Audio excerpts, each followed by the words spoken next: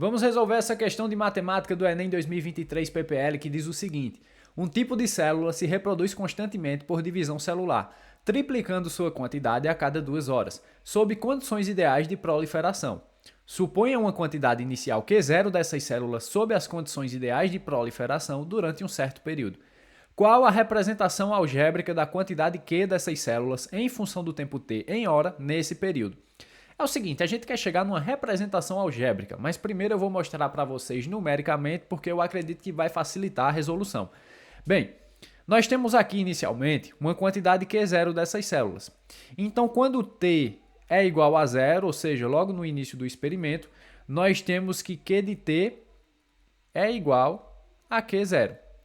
Outra informação muito importante que a questão nos disse aqui foi a seguinte: essa quantidade de célula ela triplica sua quantidade a cada 2 horas. Então perceba o seguinte: quando t for igual a 2, ou seja, depois que se passarem 2 horas do início do experimento, nós temos que Q de t, que é a quantidade de células em função do tempo, é igual a Q0 vezes 3, se triplicou. Então, depois que se passarem mais 2 horas, ou seja, quando t for igual a 4, nós temos que Q de t é igual a Q0 vezes 3 ao quadrado, porque você pegaria essa quantidade aqui que você tem quando t é igual a 2 e ela vai se triplicar. Então, Q0 vezes 3 vezes 3, Q0 vezes 3 ao quadrado.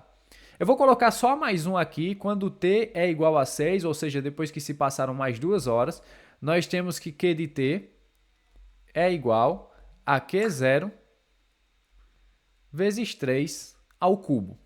Então é o seguinte, agora existe um padrão aí se formando que a gente pode observar. Eu quero que você se atente ao seguinte, eu vou até mudar a cor aqui para dar um destaque. Eu vou começar de baixo para cima. Quando t é igual a 6, nós temos que o expoente do 3 é 3, certo? Quando t é igual a 4, o expoente do 3 é 2. Quando t é igual a 2, o expoente do 3, embora ele não apareça, é 1. 3 elevado a 1 é o próprio 3, então o expoente do 3 é 1. Só que a gente não tem nenhum 3 aqui quando t for igual a 0, mas é possível a gente colocá-lo. Porque ficaria o seguinte, ó, Q0 vezes 3 elevado a 0, porque 3 elevado a 0 é igual a 1. Lembre-se da propriedade da potência, todo número elevado a 0 é igual a 1.